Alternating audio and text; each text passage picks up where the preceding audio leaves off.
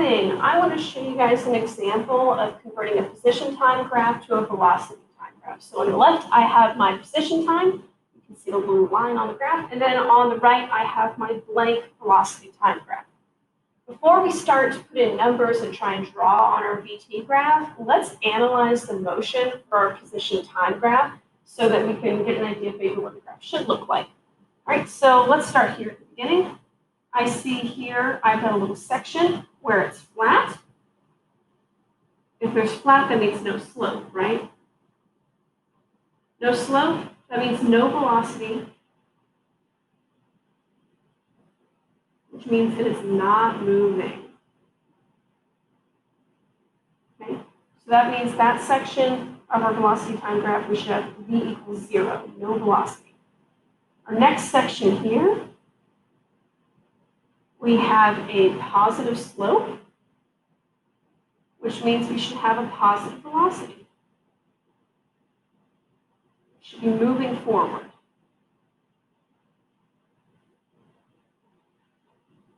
Right. Next up, we have another little flat section, so not moving here. And then from 14 to 17 seconds, we have this little section, which is a negative slope, which means negative velocity, or moving backwards.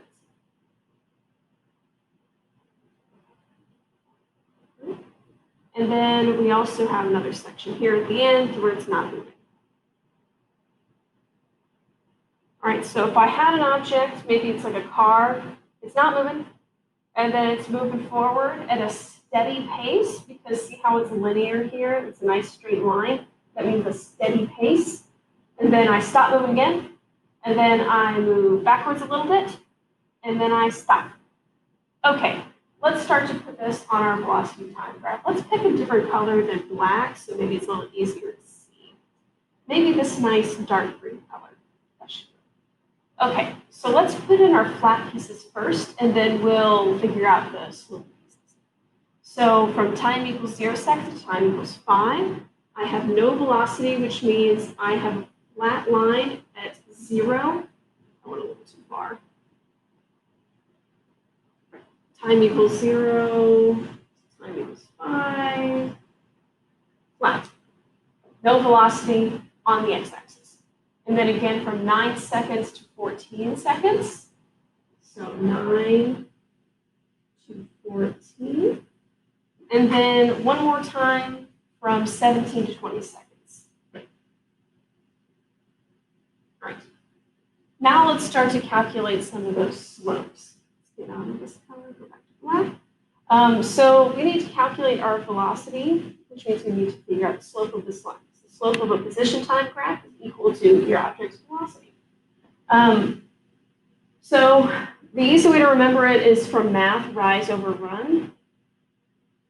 But let's extend that thought. Instead of just doing rise over run, we're going to move on to the physics version of rise over run, which is final position minus initial position, which is the same thing as rise, over your time final minus your time initial. Let's plug in some values for our first slope. Our final position is 5. Our initial position is -5. And then we start with our final time of 9 seconds. And then we start with our initial time of 5 seconds.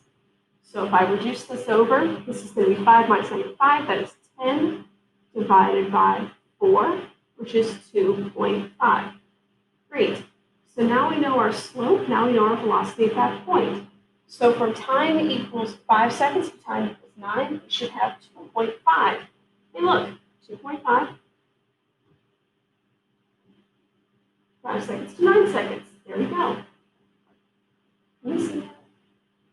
Yeah, we can see that. We can always go over it at the end. And then we need to do the same thing for our negative velocity. Go back to black. Negative velocity, we have our final position, which is 0, minus our initial position, which is 5.